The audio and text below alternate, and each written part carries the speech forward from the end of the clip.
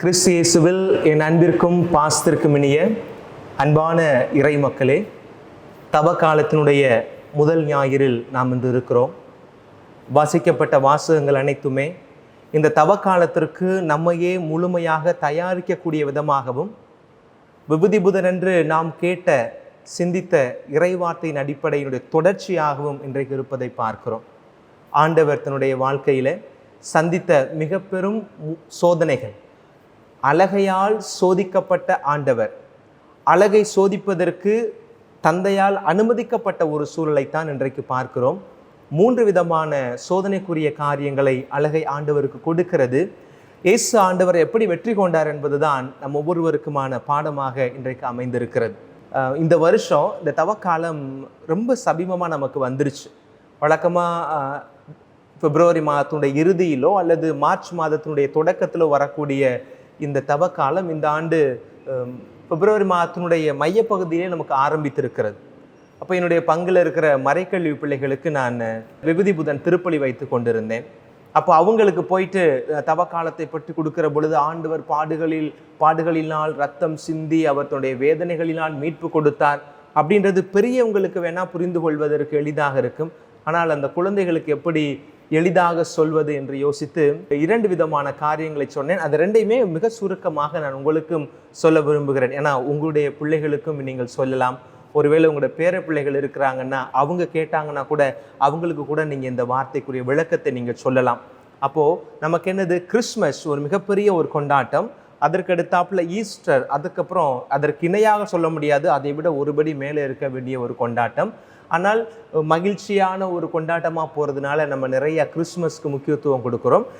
ஈஸ்டருக்கு தயாரிப்புகள் நன்றாக இருந்தாலும் கூட முக்கியத்துவத்தின் அடிப்படையில் பார்க்கிற பொழுது நம்முடைய உயிர்ப்பு விழா அவ்வளவு பெரிய விழாவாக நாம் கொண்டாடுவதில்லை.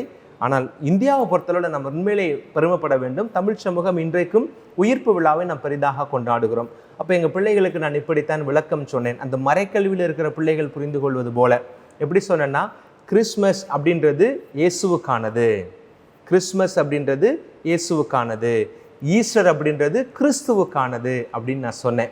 நமக்கு இயேசு கிறிஸ்து அப்படின்ற வார்த்தை, ஜீசஸ் கிரைஸ்ட் அப்படின்ற வார்த்தை நம்ம அதிகமாக புழக்கத்தில் இருக்கிறதுனால நம்ம சேர்த்து பயன்படுத்தி பழக்கப்பட்டுட்டோம்.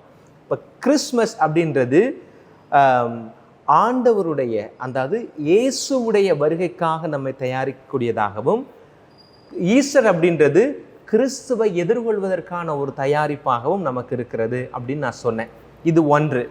2வது சின்ன ஒரு விளக்கம் அவங்களுக்கு என்ன சொன்னேன் அப்படின்னா, கிறிஸ்மஸ் அப்படின்றது கிறிஸ்து நம்மோடு இருக்கிறார் அப்படின்றது தான் நமக்கு கிறிஸ்மஸ், இம்மானுவேல், கடவுள் நம்மோடு. கிறிஸ்மஸ் அப்படின்றது கடவுள் நம்மோடு இருக்கிறார் அப்படின்றதுனுடைய வெளிப்பாடு.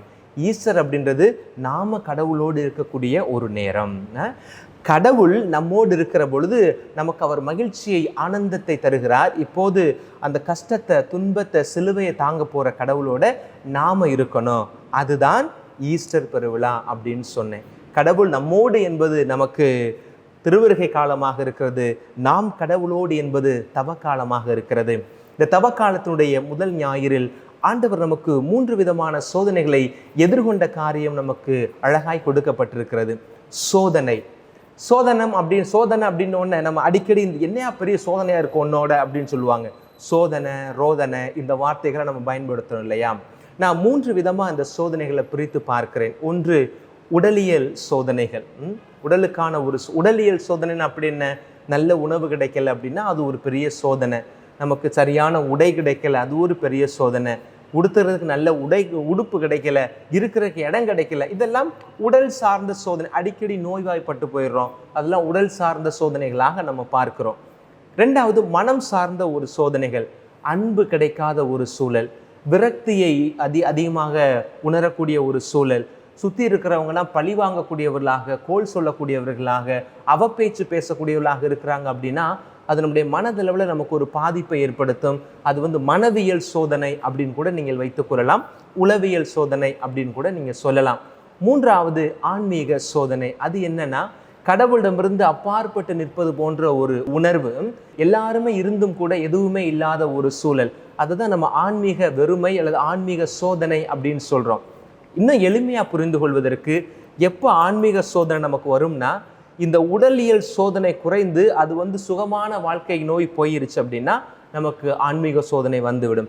மனவியல் சோதனை அது ரொம்ப நமக்கு சுத்தமாக இல்லாமல் எல்லாமே நமக்கு நிறைவுக்கு அதிகமாக கிடைக்கிற பொழுது ஆட்டோமேட்டிக்காக எங்கே பாதிப்பை ஏற்படுத்தும் அப்படின்னா அது நம்முடைய ஆன்மீகத்தில் சோதனை ஏற்படுத்தும். இன்றைக்கு இயேசு ஆண்டவர் நமக்கு சொல்லுகிறது அந்த உடலியல் சார்ந்த சோதனை அல்லது மனவியல் சார்ந்த சோதனை அப்படியும் கடந்து ஆன்மீக சோதனைகளை நாம் எப்படி எதிர்கொள்ள வேண்டும் என்பதைத்தான் ஆண்டவர் நமக்கு இந்த நாளில் சுட்டி காட்டுகிறார். நம்ம ஒவ்வொரு நாளும் கர்த்தர் கற்பித்த அந்த ஜெபத்தை சொல்லுகிற பொழுது நாம் சொல்லுகிற வார்த்தை என்ன? சோதனைக்கு உட்படுத்தாதையும் தீமையிலிருந்து எங்களை விடுவித்தருளும் அப்படின்ற அந்த சோதனைக்கு உட்படுத்தாத அப்படின்ற வார்த்தையுடைய விளக்கம் என்ன அப்படின்னா இந்த ஆன்மீக சோதனை தான். ஆண்டவரே, உன் அன்பிலிருந்து நான் பிரிந்து போய்விடாமல், உன் மீது பண்ணிருக்கிற பேரன்பிலிருந்து நான் அகன்று போய்விடாமல், உம்முடைய அருளில் உம்முடைய வல்லமையில் சந்தேகம் கொள்ளாத ஒரு மனிதனாக நான் இருக்க வேண்டும் என்பதுதான் அந்த ஆன்மீக சோதனை இல்லாத சூழல் இருப்பதற்கு இறைவனிடம் நான் அருளை கேட்கிறோம். ஒவ்வொரு நாளும் நாம் சொல்லுகிற கர்த்தர் கற்பித்த ஜெபத்தில் நாம் வேண்டுகிறோம், இறைவேண்டல் ஜெபத்தில். இன்றைக்கு ஆண்டவர் 3 விதமான சோதனைகளை எதிர்கொள்கிறார். நீங்கள் பாருங்க, 40 நாட்கள் சாத்தான் வாய்ப்புக்காக காத்து கொண்டிருக்கிறது. எப்படிப்பட்ட வாய்ப்புக்காக? இயேசுவை நாம் சோதிக்க வேண்டும். அவர் முழுமையாக உடல் அளவில் சோர்ந்த நிலையில் இருக்கக்கூடியவராக இருக்க வேண்டும். ஆன்மீக அளவில் ஒரு ட்ரைனஸ் அவருக்குள்ள இருக்க வேண்டிய அந்த சூழ்நிலையில் தான் நான் அவரை சோதிப்பேன் என்று எப்படி யோபுவை சோதிப்பதற்கு அழகை காத்திருந்து ஆண்டவரிடம் சவால் விட்டதோ, அதே போல இயேசுவை சோதிப்பதற்காக காத்திருந்து இன்று கடவுளிடம் ஒரு உத்தரவு வாங்கி கொண்டு வருகிறது. 40 நாள் கடும் பசி. 40 நாள் அவர் பசித்திருந்தார். பாலைவனத்தில் 40 நாள் உண்ணாமல் இருந்திருக்கிறார். இதெல்லாம் அழகை நினைக்கிறது. 40 நாள் சாப்பிடாம இருந்திருக்கிறார். 40 நாள் தனிமையில் இருந்திருக்கிறார். 40 நாள் இருளை அதிகமாய் அனுபவித்தவராக இருக்கிறார். இந்த 40 நாட்களில் யாரும் இல்லாத ஒரு வெறுமையை அவர் உணர்ந்தவராக இருக்கிறார். இந்த ஒரு சூழ்நிலையில உணர்வுகளில் அவர் தொய்ந்த நிலையில் இருக்கிறார். உடல் அளவில் தொய்ந்த நிலையில் இருக்கிறார். மனதளவிலும் அவர் தொய்ந்த நிலையில் தான் இருப்பார் என்ற ஒரு உணர்வில, என்ற ஒரு எண்ணத்தில் அழகை அவரை சோதிக்கிறது. அதற்கேற்றார் போல சோதனைகளை அது வடிவமைக்கிறது. 3 விதமான சோதனைகளை அது வடிவமைக்கிறது. பிரியமான பிள்ளைகளே, இந்த 40 என்கிற எண் நம்முடைய விவிலியத்தில் அடிக்கடி வரக்கூடிய ஒரு எண். ஒரு விதத்தில் சொல்ல போனால் 40 என்பது புடமிடக்கூடிய ஒரு காலமாய் விவிலியத்தில் காட்டப்படுகிறது. 40 நாட்கள் அப்படின்னு சொல்லுகிற போது எக்ஸாக்டா 40 நாளா அப்படின்னு நம்ம கேட்கக்கூடாது. 40 நாள் என்பது அந்த யூத பாரம்பரியத்தில், குறிப்பாக அந்த அவருடைய மொழி அடிப்படையில் பார்க்கும்போது ஒரு தோராயமான ஒரு கன்சிடரபிள் பீரியட் ஆஃப் டைம் அப்படின்றதுக்கு இந்த 40 அப்படின்ற எண்ணை பயன்படுத்துகிறாங்க. 40 ஆண்டுகள் அந்த எகிப்திலிருந்து மக்கள் அந்த வாக்களிக்கப்பட்ட தேசத்தை நோக்கி பயணித்தார்கள் என்கிற செய்தி நமக்கு இருக்கிறது. அதே போல எலிசா இறைவாக்கினருக்கு என்ன நடக்கிறது? அந்த 40 நாட்கள் அவரால் நடக்க முடிந்தது. எதற்கப்புறம்? ஆண்டவருடைய தூதர் கொடுத்த அந்த உணவை உண்டதுக்கு அப்புறமாகத்தான். அப்போ 40 நாட்கள் அந்த மழைக்கு அப்புறம் தான் என்ன செய்யறாரு? நோவா போய் அந்த மக்களுக்கு அந்த ஆண்டுடைய வார்த்தையை சொல்றதையும் நம்ம பார்க்கிறோம். இப்படியாக 40 என்பது ஒரு தோராயமான எண்ணாக இருக்கிறது. இயேசு ஆண்டவரும் 40 நாட்கள் உண்ணாமல் நோன்பிருந்து தனித்திருந்து ஜெபித்து இறை வல்லமையில் ஆழப்பட்டவராக அந்த இடத்தில் வருகிறார். அது அறியாமல் தான் அழகை அவரை சோதிக்க சொல்லுகிறது. பிரியமான மக்களே, சோதனைகள் எல்லாருடைய வாழ்க்கையிலும் இருக்கிறது. ஆண்டவரும் இந்த சோதனையை பல பேருக்கு கொடுத்திருக்கிறாரு. சிலர் தான் அந்த சோதனையில் வெற்றி பெற்றிருக்கிறார்கள், சில பேர் அதில் தோற்றும் போயிருக்கிறார்கள். இப்போ விவிலியத்தின் அடிப்படையில் ஆண்டவர் சோதனைக்கு உட்படுத்தி அந்த சோதனையில் தோத்த ஆட்கள்னு பார்த்தோம்னா நம்ம ஆதாம் ஏவாளை எடுத்துக்கொள்ளலாம். ஆண்டவர் எல்லாவற்றையும் கொடுத்து விட்டு அவர்களுக்கு ஒரு டெஸ்ட் வைக்கிறார். ஒரே ஒரு சோதனை தான், விளக்கப்பட்ட அந்த கனியை உண்ணாதே, அதுதான் என்னுடைய கட்டளை, அதுதான் உனக்கு சோதனை. அவர்கள் அந்த சோதனையில தோற்று போகிறார்கள். அப்படிதான் நம்ம பார்க்கிறோம். 40 ஆண்டு கால பயணத்தில் அடிமைத்தனத்தில் இருந்த அந்த இஸ்ரேல் மக்களை, எத்தனையோ இனங்கள் இருந்தாலும் அந்த இனத்தை தான் ஆண்டவர் தேர்ந்தெடுத்து அவர்களை ஒரு வாக்களிக்கப்பட்ட ஒரு நாட்டிற்கு கொண்டு போய் ஒரு இனமாய் அவர்களை அமர்த்தலாம் என்று நினைத்து அழைத்து செல்கிற பொழுது அவர்கள் ஏன் இந்த பாலைவன பயணம் எங்களுக்கு என்று சொல்லி ஆண்டுடைய பொறுமையும் சோதிக்கிறார்கள், ஆண்டவரையும் சோதிக்கிறார்கள். அவர்கள் சோதனைக்கு உட்பட்டு போய் விடுகிறார்கள். நாங்கள் இன்னார் அரசிடம் இருந்தோம்னா எங்களுக்கு சாப்பிட்றதுக்கு சோறு கிடச்சிருக்கும், குடிக்கிறதுக்கு தண்ணி கிடச்சிருக்குமே என்று சொல்லி அவர்கள் முறையிடுகிற பொழுது அவர்கள் சோதனையில் தோற்றவர்களாக தன்னை வெளிக்காட்டி கொள்கிறார்கள். மொய்சனும் கூட என்னை பொறுத்தளவில் அவர் சோதனையில் தோற்றவராகத்தான் நான் பார்ப்பேன். ஆண்டவரை இப்படிலாம் வந்து என்கிட்ட முறையிடுகிறார்கள், நான் என்ன செய்யறேன்றே தெரியல, நீங்க ஏதாவது அவர்களுக்கு ஒரு சாட்சியத்தை காமிங்க அப்படின்னு சொன்ன உடனே ஆண்டவர் அந்த கோல் எடுத்து தட்டுன்னு சொன்ன உடனே தட்டுறார். அப்படின்னா அவருக்கே அந்த இடத்துல நம்பிக்கை இல்லாத ஒரு சூழ்நிலையில் தான் இருந்திருக்கிறார். எனக்கு ஆண்டவர் வாக்கு கொடுத்திருக்கிறார், எனக்கு வாக்கு கொடுத்த ஆண்டவர் இறுதி வரை என்னோடு இருந்து இந்த மக்களை வழி நடத்துவார், நான் இவர்களுக்காக இறுதி வரை கடவுள் சார்பாக நின்று பேசுவேன் என்று இல்லாமல் மக்கள் முறையிட்ட உடனே ஆண்டவர்கிட்ட ஓடிடுறார். மக்கள் முறையிட ஆண்டவர்கிட்ட ஆண்டு இப்படி சொல்றாங்களே ஆண்டவர், என்ன செய்ய ஆண்டவரே, சாப்பாடு இல்லைன்றாங்களே ஆண்டவரே, தண்ணி இல்லைன்னு சொல்றாங்களே ஆண்டவரே.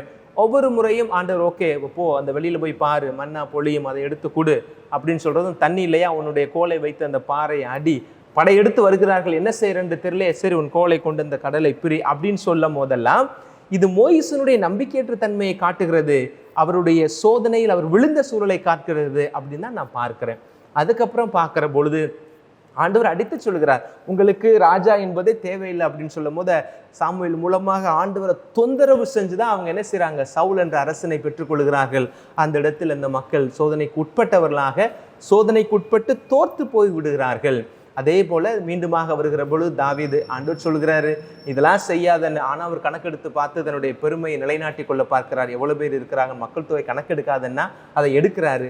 அவரும் சோதனையில் தோற்று போகிறார். இப்படி சோதனையில் தோற்று போன எண்ணிக்கை விவிலியத்தில் நிறைய வந்து கொண்டே இருக்கிறது.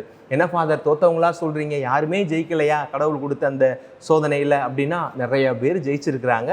அதில் ஒரு சில பேர் உங்களுக்கு தெரிந்ததே நல்ல பெயர் அப்படின்னு சொன்னால் யோபுடைய வாழ்க்கை உங்களுக்கு தெரியும். எவ்வளோ பெரிய சோதனைகளை கொடுத்தாலும் கூட அவர் இறுதி வரை ஆண்டவர் மீது கொண்டிருந்த நம்பிக்கையை நிலைத்திருந்து எல்லாவற்றையும் பன்மடங்காய் மீண்டுமாய் பெற்றுக்கொண்டார் என்பதை நம்ம விவிலியத்தில் பார்க்கிறோம். அன்னை மரியாள், நான் ரொம்ப அருமையாக நான் நேசிப்பது அன்னை மரியாளுடைய அந்த வாழ்க்கையைத்தான். இதோ ஆண்டவருடைய அடிமை என்று சொல்லி தன்னையே முழுமையாக கடவுளுடைய கரங்களில் ஒப்படைக்கிறதிலிருந்து அவர் அன்னை மரியாள் சோதனையில் வெற்றி கொண்ட ஒரு பெண்மணியாக, புனிதையாக அந்த இடத்தில் நிற்கிறார். ஏன் யோசேப்பை கூட நீங்கள் எடுத்துக்கொள்ளலாம். சூழல் எல்லாருமே சந்தேகத்துக்குரிய காரியமாக இருக்கிறது. திருமணத்திற்கு முன்பாக தன்னுடைய மனைவி இப்பேற்பட்ட ஒரு நிலையில் இருக்கிறாளே, இவளை விலக்கி விடலாம் என்று நினைக்கிற பொழுது ஆண்டுடைய வார்த்தை கொடுக்கப்பட்ட உடனே எந்த ஒரு கேள்வியும் இல்லாமல் ஏற்றுக்கொள்கிறார். சோதனையில் வெற்றி கொண்ட மனிதனாக நான் அவரை பார்க்கிறேன். பல பேர் சொல்லுவாங்க, நம்முடைய பேதுரு ஆண்டுடைய சோதனையில் தோற்று போனார் என்று. தோற்றாலும் கூட மீண்டுமாக கொடுக்கப்பட்ட வாய்ப்பை பயன்படுத்தி அவர் வெற்றி பெற்ற மனிதராகத்தான் அந்த இடத்துல என்னுடைய பார்வைக்கு தெரிகிறார். இப்படி விவிலியத்தில் சோதனையில் வென்றவர்களும் இருக்கிறார்கள், தோற்று போனவர்களும் இருக்கத்தான் செய்கிறார்கள். எப்படி இயேசு ஆண்டவர் தனக்கு கொடுக்கப்பட்ட சோதனையை வெற்றி கொண்டார் என்று பாருங்களேன். அப்போ அந்த அழகை என்ன சொல்லுகிறது, நீ 40 நாள் சாப்பிடாம இருக்கிற, உன்னுடைய பசி எனக்கு தெரியும், இந்த பசிக்கிற நேரத்தில் நான் உனக்கு உணவு தருவதற்கு தயாராக இருக்கிறேன், நீ என்ன செய்ய, இந்த கற்களை எல்லாம் அப்பமாக்கி சாப்பிடு அப்படின்னு சொல்றாங்க. பெரும்பாலும் மக்களே, நம்மை சோதிக்க வேண்டும் என்ற நிலையில் ஒருவர் நம்ம யோசித்து நம்மோடு மோதிடுகிற பொழுது நம்முடைய சொந்த வார்த்தைகளால் அவர்களுக்கு பதில் கொடுப்பதை காட்டிலும் ஆழமான கடவுளுடைய வார்த்தைகளால் நம்ம அவர்களுக்கு பதில் கொடுத்தோம்னா அவர்கள் வாயிடத்தை நிற்பார்கள். அதற்கு ஆண்டவர் இயேசு கிறிஸ்து ஒரு மிகப்பெரிய சான்று. அழகை சொல்லுகிறது, நீ பசியா இருக்கிற, இந்த இடத்துல நீ ஒரு வார்த்தை சொல்லு, இந்த கல்லெல்லாம் அப்பமாயிரும், நீ தான் கடவுளுடைய மகனாச்சே அப்படின்னு சொல்லுகிற பொழுது ஆண்டவர் சொல்லுகிறார், மனிதன் அப்பத்தினால் மட்டுமன்று கடவுளுடைய வாய் நின்று வருகிற ஒவ்வொரு வார்த்தையிலும் வாழ்கிறான் என்று சொல்லி வார்த்தையின் வல்லமையை சொல்லுகிறான். அந்த வார்த்தை எனக்கு வலுவூட்டும் என்று சொல்லி வார்த்தையினுடைய வல்லமை அழகைக்கு அந்த இடத்தில் எடுத்து சொல்லுகிறார். யோசிச்சு பாருங்க, 5000 பேர் உணவின்றி இருக்கிற பொழுது அவர்கள் யாரும் உணவு தாருங்கள் என்று கேட்கவில்லை. அவர்கள் எல்லோரும் ஆண்டுடைய வார்த்தையை கேட்பதில் தாகத்தோடு இருந்ததில் அவர்கள் தன்னுடைய உணவையே மறந்திருக்கிறார்கள் என்பதை அறிந்து பரிவு கொண்டு ஆண்டவர் 5000 பேருக்கு உணவு கொடுத்து மீதமான உணவை 7 கூடை 12 கூடை என்று எடுத்திருக்கிறார்களே. அப்படி பசித்தோருக்கு உணவளித்த அந்த வல்லமை நிறைந்த இயேசு அந்த வல்லமையை தனக்கென்று அவர் பயன்படுத்தி கொள்ளவே இல்லை. எனக்கு ரொம்ப பிடித்தமான ஒரு காரியம் இயேசுவிடம் என்ன அப்படின்னா, அவருக்கு அவ்வளோ வல்லமை இருந்தாலும், எவ்வளோ வல்லமை இருந்தாலும் அவர் சுயநலத்திற்காக அந்த வல்லமை ஒருபோதும் பயன்படுத்த மாட்டார். தனக்கு பசி இருக்கிறது, ஆனால் அந்த பசிக்கே இந்த பசியை தாங்கிக் கொள்ள முடியும். இந்த பசி என்னுடைய ஆன்மீக சோதனைக்கு தேவையான ஒரு பசி. நான் பசித்திருந்து என் வல்லமையை ஆண்டவருக்கு என்னுடைய ஒருத்தல் மூலமாக என் இறைவனுக்கு என்னை அர்ப்பணிப்பேன் என்ற உணர்வோடு இருக்கிறார். ஆனால் பசித்திருந்த 5000 பேருக்கு உணவு கொடுக்கிறார். தன்னுடைய வல்லமையை தனக்காக ஒருபோதும் பயன்படுத்தவில்லை. அதே போல நான் இன்னொரு காரியத்தை நினைச்சு பார்ப்பேன். என்ன அப்படின்னா, அந்த ஏழை கைம்பெண் கதறி அழுது வருகிற பொழுது அந்த கைம்பெண்ணுடைய நிலையை கண்ட உடனே இறந்து போன அந்த கைம்பெண்ணுடைய மகனுக்கு உயிர் கொடுத்து மீண்டுமாய் அந்த அம்மாவுடைய கையில் கொடுத்து நீங்கள் உன் மகனோடு செல் என்று அனுப்பி வைத்து விட்டு வந்த ஆண்டவர் தன்னுடைய தகப்பனார் யோசேப்பு இறந்த பொழுது அவருக்கு உயிர் கொடுக்க வேண்டும் என்று அவர் ஒருபோதும் நினைக்கவில்லை. ஏனென்றால் எனக்கு வருகிற துன்பங்களை நான் ஏற்றுக்கொள்ள வேண்டும், இந்த துன்பத்தின் வழியாக மீட்பை கண்டுகொள்ள வேண்டும் என்கிற மேலான எண்ணத்தோடு பயணிக்கிற எனக்கு இந்த துன்பங்கள் எல்லாம் ஒரு படிக்கற்களாக இருக்க வேண்டும். இந்த இழப்பை நான் சந்திப்பதற்கு தயாராக இருக்கிறேன். என்னோடு சேர்ந்து இந்த இழப்பை என்னை பெற்ற என் தாயும் சந்திக்க தயாராக இருப்பாள் என்ற உணர்வோடு தனக்காக தன்னுடைய வல்லமை ஆண்டவர் இயேசு ஒருபோதும் பயன்படுத்தாதவராக இந்த இடத்தில் என்னுடைய பார்வையில் படுகிறார். இரண்டாவது பெரிய சோதனையை பாருங்க, என்ன செய்யப்படுகிறது? அந்த உயரமான ஒரு இடத்துக்கு கூட்டி கொண்டு போய் அந்த அழகை சொல்லுகிறது. எருசலேமுடைய உயர்ந்த இடத்தில் கூட்டி கொண்டு வைத்து சொல்லுகிறது, நீ இங்கிருந்து குதி, உனக்கு ஒண்ணுமே ஆகாம வானதூதர்கள் வைத்து பாதுகாத்து கொள்வார் அப்படின்னா அந்த இடத்துல சொல்லுகிற பொழுது ஆண்டவருடைய வார்த்தையினால் மீண்டுமாக அந்த இடத்துல பதில் கொடுக்கிறார். எல்லாருக்குமே அதிகாரத்திற்கான ஒரு ஆசை வரும், எப்போதுமே ஒரு ஆசை வரும். ஆனால் இயேசு அதையெல்லாம் வெற்றி கொண்ட மனிதராக இருக்கிறார். இந்த 2, 3 கிட்டத்தட்ட சேர்ந்து போகக்கூடிய ஒன்றுதான். இந்த மூன்றாவது சோதனை என்னவாக இருக்கிறது? உலகத்தினுடைய அந்த உயர்ந்த இடத்திற்கு கொண்டு போய் வைத்து விட்டு அந்த அழகை சொல்லுகிறது, இந்த இடத்தையெல்லாம் பாரு, இந்த இடத்தையெல்லாம் பார்த்ததுக்கு அப்புறம் அவர் என்ன சொல்றாரு? இந்த அழகை நீ என்னை தண்டனிட்டு வணங்கு, இது எல்லாத்துக்கும் உன்னை அதிபதியாக மாற்றி விடுகிறேன் என்று. அந்த அழகைக்கு தெரியவில்லை இந்த பிரபஞ்சத்துக்கே அவர்தான் அதிபதி என்பது. அறியாமையில் சொல்லுகிற அழகைக்கு ஆண்டவர் சொல்லுகிற பதில், போ அப்பாலே சாத்தானே, ஏனென்றால் நீ அறியாமை பேசிக்கொண்டு உன் அறியாமையிலிருந்து பேசுகிறாய். இந்த பிரபஞ்சத்தையே ஆளக்கூடிய எம்பெருமானினுடைய ஒரே மகன் நான். எனக்கு இருக்கிற அதிகாரத்தை காட்டிலும் இவ்வுலகில் இங்கிருக்கிற எந்த பொருள் மீதும் இடத்தின் மீதும் யாருக்கும் எந்த அதிகாரமும் இல்லை. சர்வ அதிகாரங்களும் நான் கொண்டிருந்தாலும் கூட என் தகப்பனுக்கு முன்பாக நான் என்னையே ஒருபோதும் அடிமையாய்த்தான் வைத்திருப்பேன். அவர் என்னை உயர்த்துகிற காலம் வரை என்பதை ஆண்டவரிடத்தில் என்பிக்க விதமாக சாத்தானை பார்த்து சொல்லுகிறார், போ அப்பாலே சாத்தானே என்று சொல்லுகிறார். பிரியமான இறை மக்களே, சோதனைகள் மனிதனுடைய வாழ்க்கையில் வருகிற பொழுது பல பேர் அதில் தோற்று போய் விடுகிறார்கள். நாம் உணர்ந்து கொள்ள வேண்டிய காரியம் என்னவென்றால், சோதனை தான் நம்மை பலப்படுத்தும், சோதனை தான் நம்மை பக்குவப்படுத்தும், சோதனைகள் தான் நம்மை உறுதிப்படுத்தும் என்பதை இந்த நாளில் இந்த வாசகங்கள் மூலமாக நான் அறிந்து கொள்கிறேன். ஒருவர் எல்லாரும் மலைக்கு ஏறி போய் கொண்டிருக்கிறார்கள். ஒரு வயதான ஒரு தாத்தாவும் அவர்களோடு சேர்ந்து அந்த உயர்ந்த மலையை நோக்கி போய் கொண்டிருக்கிறார்கள். ஒரு கையில் ஒரு கோடாரியை தூக்கிட்டு போகிறாரு. அப்போ அவங்க கேட்குறாங்க, தாத்தா எங்கே தாத்தா வர்றீங்க அப்படின்னு சொல்லி கேட்குறாங்க. இல்லைப்பா, அந்த மேலே ஒரு மரம் இருக்குது, எங்கள் வீட்டில் வந்து ஒரு நிலக்கதவு செய்ய வேண்டியிருக்கு, அதனால் அந்த மலையில் போய் மரத்தை வெட்டலான்னு இருக்கிறேன். என்ன மரம் அப்படின்னு கேட்கும் போது அவர் சொல்கிறாரு, அந்த தேக்கு மரத்தை வெட்டலாம்னு இருக்கிறேன், வெட்டிக்கிட்டு வரணும் அதை போய் அப்படின்னு. அப்போது அங்கே கூட வந்த ஆட்கள்லாம் சேர்ந்து சொல்கிறாங்க, தாத்தா உங்களுக்கே வயசாயிருச்சு, நீங்கள் ரொம்ப காலம் போன ஆளாக இருக்கிறீங்க, இந்த கோடாரியை தூக்கிட்டு வரையில எப்படி அங்கே பார்க்குற தேக்கு மரம் தான் உங்களுக்கு அடிவாரத்திலே இருக்குதே, நீங்கள் அடிவாரத்தில் அந்த மரத்தை வெட்டி அங்கே அழகாக கொண்டு போய் நீங்கள் உங்கள் வீட்டுக்கு தேவையான நிலையை செஞ்சுக்கலாமே, ஏன் இவ்வளோ தூரம் கஷ்டப்பட்டு தனியாக வந்து இந்த மரத்தை வெட்ட வர்றீங்க அப்படின்னு சொல்லும் போது அந்த தாத்தா சொன்னாராம், அங்கே இருக்கிறதும் தேக்கு மரம் தான், நீங்கள் சொல்கிற மாதிரி இங்கே இருக்கிறதும் தேக்கு மரம் தான், ஆனால் கீழே இருக்க தேக்கு மரத்தோட மேலே இருக்க தேக்கு மரம் ரொம்ப உறுதியாக இருக்கும் தம்பி அப்படின்னு சொன்னாராம். அது இந்த பசங்க கேட்குறாங்க, கூட வந்த ஆட்கள் எல்லாம், அது எப்படி தாத்தா சொல்கிறீங்க, ரெண்டுமே ஒரே மரம் தானே, பருமனை வச்சு சொல்கிறீங்களா? இல்லை, மேலே இருக்கிற அந்த மரம் தான் கடுமையான புயலுக்கும் மழைக்கும் பனிக்கும் இடையிலே நின்று ஓங்கி வளர்ந்து போய் கொண்டிருக்கிறது. அந்த மரத்தில் தான் வைரம் வாய்ந்திருக்கும், அந்த மரத்தில் என்னுடைய நிலை செய்தேன் என்று சொன்னால் அது உறுதியாக இருக்கும் என்று சொன்னாராம். எவ்வளவு அருமையான ஒரு நிகழ்வு பாருங்க. அப்போ மலைக்கு உச்சியில் இருக்கிற அந்த மரம் நெருக்கடிக்கு மத்தியில் இருக்கிறது, பனிகளையும் அது அங்கு வருகிற காற்றையும் வெயிலையும் தாங்கி அது உறுதியோடு நிற்கிறது என்று சொன்னது போலதான் நம்முடைய வாழ்க்கையில சோதனைகள் வருகிற பொழுது அந்த சோதனைகள் நம்மை என்ன செய்கிறது?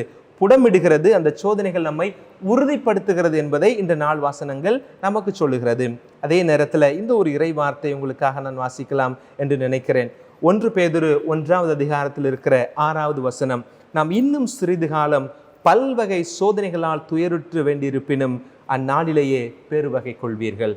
என்னுடைய கனிவான ஒரு வேண்டுதல் என்ன அப்படின்னா, நம்முடைய ஆண்டோட வேண்டுகிற பொழுது எனக்கு சோதனைகள் வேண்டாம், சோதனைகளிலிருந்து என்னை தப்பி வையும் அப்படின்னு நம்ம கேட்க வைக்கிறத காட்டிலும் அந்த சோதனைகளை எதிர்கொள்வதற்கான ஆற்றலை கொடும் ஆண்டவரே என்று சொல்லி கேட்கலாம். அல்லது எனக்கு வருகிற சோதனைகளில் நான் நிலைத்து நின்று உனக்கு பறைசாற்றக்கூடிய உன்னுடைய மகன் இயேசுவை போல நானும் நிலைத்து நிற்பதற்கு எனக்கு அபிஷேகத்தின் ஆற்றலை தாரும் ஆண்டவரே என்று சொல்லி நாம் கேட்டோம் என்று சொன்னால் அது சரியாக இருக்கும். விவிலியம் சொல்லுகிறது இல்லையா, பல்வகை சோதனைகளால் துயருற வேண்டியிருப்பினும் அந்நாளில் நீங்கள் பேருவகை கொள்வீர்கள். இன்னைக்கு நம்ம அவ்வளோ சோதனைகளை சந்தித்தாலும், உடல் ரீதியாக நம்முடைய சோதனைகளை சந்தித்தாலும், மனநீதியான சோதனைகளை சந்தித்தாலும், உளவியல் ரீதியான சோதனைகளை நம்ம சந்தித்தாலும், அதை கடந்து போகிற பொழுது, கடவுளுடைய வல்லமையை தேடி அதை தாங்கி நாம் கடந்து போகிற பொழுது அதனுடைய முடிவு சிறப்பாக இருக்கும். அது மகிமையாக பேருவகை தரக்கூடிய ஒன்றாக இருக்கும் என்று நாம் பார்க்கிறோம். எல்லா புனிதர்களுடைய வாழ்க்கையும் பாருங்களேன், இந்த புனிதர்கள் எல்லாருமே சோதனைகளில் வெற்றி கொண்டவர்கள். எல்லா புனிதர்களுமே சோதனைகளில் வெற்றி கொண்டவர்கள். வலியையும் வேதனையும் தாங்குகிற பொழுது, அந்த வலியும் வேதனையும் அவர்களை தாக்குகிற பொழுது முணுமுணுக்காமல், கடவுளிடம் முறையிடாமல், ஏன் என்ற கேள்வி கேட்காமல் அத்துணையும் ஆண்டுடைய மகிமைக்காக தாங்கி கொண்டதனால்தான் அவர்கள் இன்றைக்கு புனிதர்களாக உயர்ந்து நிற்கிறார்கள். பல்வகை சோதனைகளால் நீங்கள் துயருற வேண்டி இருப்பினும் பிள்ளைகளே, நீங்கள் உறுதியோடு இருங்கள், நீங்கள் பேருவகை அடைவீர்கள் என்று பேதுரு தன்னுடைய திருமுகத்தில் 1:6 அவர்களுக்கு சொல்லுகிறார். யாக்கோபும் அதே போல தன்னுடைய திருமுகம் 1:14 இந்த ஒரு வார்த்தையை சொல்லுகிறார். நாம் ஒவ்வொருவரும் சோதிக்கப்படுகிற பொழுது, ஏனென்றால் நம்முடைய தீய நாட்டத்தினால் தான். இப்போ நாமெல்லாம் சோதிக்கப்படுகிற, நம்ம சில நேரத்தில் என்ன செய்வோம் அப்படின்னா, இயேசுவே சோதிக்கப்பட்டார்ல அப்படின்னு பேசக்கூடியவர்கள் இருக்கிறாங்க. எனக்கு ஒரு சோதனை, நமக்கு ஒரு சோதனை வருகிற பொழுது இயேசுவுக்கே அந்த சோதனை வந்துச்சு அப்படின்னு சொல்லுவாங்க. அதில் ஒரு சின்ன வித்தியாசம் இருக்கிறது. இயேசுவுக்கு வந்த சோதனை அவருடைய தீமையினால் வரவில்லை. இயேசுவுக்கு வந்த சோதனை அவருடைய தீய நாட்டத்தினால், நடத்தையினால் வந்ததல்ல. கடவுள் அனுமதித்ததினால் அழகைக்கு, என் மகனுக்கு முன்பாக ஒன்றுமே இல்லை என்பதை அழகைக்கு உணர்த்த வேண்டும் என்பதனால், தன் மகன் மூலமாக அழகையை தோற்கடிக்க வேண்டும் என்பதற்காக அந்த இடத்தில் அந்த 3 சோதனை கொடுக்கப்பட்டது. 3 சோதனைகளையும் வெற்றி கொண்டு அழகையை தோற்கடிக்கிறார் அந்த இடத்துல ஆண்டவர். ஆனால் நம்ம என்ன செய்யணும்? நமக்கு வருகிற சோதனைகள் 2 விதமாக நம்ம யோசிச்சு பார்க்கணும். எனக்கு வருகிற சோதனை என்னால் வருகிறதா அப்படின்றத யோசிச்சு பார்க்கணும். அப்படி என்னால் வருகிறதுனா எதனால் வருகிறது? என்னுடைய தீய நாட்டத்தினால் வருகிறதா அல்லது தீய பழக்கத்தினால் வருகிறதா அப்படின்றதையும் பார்க்கணும். இதை கடந்தும் எனக்கு சோதனைகள் வருகிறது என்று சொன்னால் அதை வேண்டுமென்றால் நாம் எடுத்துக்கொள்ளலாம். இது ஆண்டவர் அனுமதிக்கக்கூடிய ஒரு சோதனை என்று. உதாரணத்துக்கு, உங்களுக்கு ப்ரெஷரு, சுகரு, நீங்கள் ரெகுலராக கோயிலுக்கு போறீங்க, ஜெபிக்கக்கூடிய ஆள், எல்லா காரியங்களும் செய்யக்கூடிய ஆளாக இருக்கிறீங்க. ஆனால் ப்ரெஷரும் சுகரும் கூட போயிருக்குது அப்படின்னா, நம்ம கடவுளை முறையிடுவதற்கு முன்பாக நம்ம ஒரு காரியத்தை செய்யணும். என்ன? என்னுடைய உணவில் நான் கட்டுப்பாடோடு இருக்கிறேனா அப்படின்றத நம்ம பார்க்கணும். உணவு கட்டுப்பாடே இல்லாமல் நேரங்கட்ட நேரத்துக்குள்ள சாப்பிட்றது, கண்ட கழுதையும் வாரி வளைச்சி தின்னுபிட்டோம்னு வச்சுக்கோங்களேன், அப்புறம் உடம்பு செரிமான சக்தியை இழந்து அது தேவையற்ற கொழுப்புகளை, ஃபேட்டி கண்டென்ட்ஸ்லாம் உடம்புல சேர்த்து அது உடல் பெருமனாகி அல்லது உடல் கெட்டுப்போன நிலையில் நமக்கு நோய் வருகிறது அப்படின்னா அதுக்கு நம்ம கடவுளை குறை சொல்ல முடியாது. அதை நம்ம யோசிச்சு பார்க்கணும். அதனால நமக்கு வருகிற சோதனைகள் என்னுடைய தீய செயல்பாட்டினாலும் நாட்டத்தினாலும் ஏற்படுகிறது என்று சொன்னால் அதை நாம் சரி செய்து கொள்ள வேண்டும். இதையும் கடந்து நான் சோதிக்கப்படுகிறேன் அப்படிங்கிற பொழுது நாம் அதை பொறுமையோடு தாங்கி கொள்ள வேண்டும். குடும்பத்தில் அடுத்தடுத்த உயிரிழப்புகள் ஏற்படுகிறது, திடீரென்ற விபத்துக்கள் ஏற்படுகிறது, எல்லாமே நல்லா போகிறது, திடீர்னு பிஸ்னஸில் பெரிய லாஸ் ஏற்படுது. நான் எல்லாத்துக்கும் நல்லது தான் செய்கிறேன், ஆனால் என்னை சூழ்ந்து இருக்கிறவர்கள் என்னுடைய பெயரை கெடுக்கக்கூடிய நிலையில் ஏதாவது பேசுகிறார்கள், அதனுடைய மனதிற்கு வேதனை தருகிறது. அந்த சோதனைகளை நாம் கொஞ்சம் பெருமையோடு தாங்கி கொண்டுகிற பொழுது ஆண்டவர் நமக்கு பேருவகையான ஒரு காரியத்தை நமக்கு தருவார். பிரியமான மக்களே, இன்னொரு காரியத்தை நம்ம சொல்ல விரும்புகிறேன். கடவுளை ஒருபோதும் சாத்தானால் வெல்லவே முடியாது. கடவுளை ஒருபோதும் சாத்தானால் வெல்லவே முடியாது. ஏனென்றால் இந்த அழகையே ஆண்டவரால் புறக்கணிக்கப்பட்ட ஒரு தேவதூதனாக, அல்லது இந்த அழகையே ஆண்டவருடைய சக்திக்கு அப்பாற்பட்டு சொல்ல முடியாது, அடிபட்ட ஒன்றுதான். கடவுளுடைய வல்லமை எல்லாவற்றிலும் விஞ்சி நிற்கிறது, ஆனால் அடுத்த நிலையில் அழகை இருக்கிறது. ஆனால் இந்த அழகை நம்மை சோதிக்கிற பொழுது, நாம் சோதனைக்கு உட்படுத்தப்பட்டு நாம் சோதனையில் தோல்விகளுகிற பொழுது அழகை ஆண்டவரை வெற்றி கொள்ளும். புரிந்து கொள்ளுங்கள், அழகையால் நேரடியாக கடவுளை ஒருபோதும் வெற்றி கொள்ளவே முடியாது. சக்தி நிலையில், உயர்ந்த நிலையில் நம் ஆண்டவர் இருக்கிறார், கடவுளானவர் இருக்கிறார். ஆனால் கடவுள் வாழ்கின்ற, கடவுளால் படைக்கப்பட்ட அவருடைய பிள்ளைகள் நாம் தோற்கிற பொழுது இந்த சோதனைக்கு உட்படுகிற பொழுது, அந்த சோதனையில் தோற்று போகிற பொழுது அந்த இடத்தில் கடவுளே தோற்ற நிலைக்கு வருகிறார். அந்த இடத்தில் அழகை ஆற்றலை பெற்றுக்கொள்கிறது. ஆக அழகை ஆற்றல் இழந்து ஒண்ணுமில்லாமல் போவது நமது கையில் தான் இருக்கிறது. கடவுளை உயர்ந்த வல்லமைக்கு உயர்த்தி செல்வதும் நம்முடைய கரங்களில் தான் இருக்கிறது. அது எப்படிப்பட்டதாக இருக்கிறது? நாம் எப்படி சோதனையை கையாளுகிறோம் என்பதில் இருக்கிறது. அந்த சோதனைக்கு நான் என்ன விதத்தில் நான் பதிலடி கொடுக்கிறேன், அந்த சோதனைக்கான என்னுடைய அந்த பிரதி செயல் என்னவாக இருக்கிறது என்பதை பொறுத்து தான் நம்முடைய கடவுளுடைய சார்பு நிலையை நாம் எடுக்கிறோமா இல்லையா என்பதை இந்த நாள் வாசகங்கள் வழியாக நாம் கற்றுக்கொள்கிறோம். பிரியமான இறை பிள்ளைகளே, இன்றைக்கு இந்த 3 காரியங்களை நாம் பெற்றிருக்கிறோம். ஒன்றாவதாக நான் சொன்னது போல, கடவுள் நம்மோடு என்பது கிறிஸ்மஸ், நாம் கடவுளோடு என்பது ஈஸ்டராக இருக்கிறது. இந்த 40 நாட்கள் உங்களுடைய பங்குகளில் என்னென்ன முயற்சிகளை எல்லாம் எடுத்து இறைவனோடு நம்முடைய உடனிருப்பை காட்ட முடியுமோ அந்தந்த விதங்களில் பங்களிப்பை கொடுங்கள். சிலுவை பாதையாக இருக்கலாம், திரியாத்திரையாக இருக்கலாம், அல்லது ஆராதனையாக இருக்கலாம். ஒரு சில பங்குகளில் கிராமப்புறத்தில் இருக்கிற அந்த கிளை கோயிலுக்கு பாத யாத்திரையாக சொல்லுவார்கள். ஒருத்தல் காரியங்களாக இருக்கலாம், ஜெப வாழ்க்கையாக இருக்கலாம், பிறரன்பு பணிகளாக இருக்கலாம்.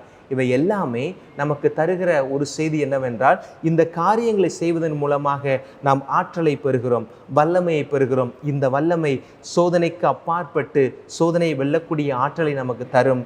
அந்த வல்லமையிலே வெற்றி பெற்று இயேசு ஆண்டவர் வெற்றி வீரராக உயர்கிற பொழுது நாமும் சோதனையை வென்ற வெற்றி வீரராக இயேசுடைய உயிர்ப்பில் பங்கெடுக்க இந்த முதல் தவக்காலத்தினுடைய முதல் வாரம் நமக்கு அழைப்பு கொடுக்கிறது.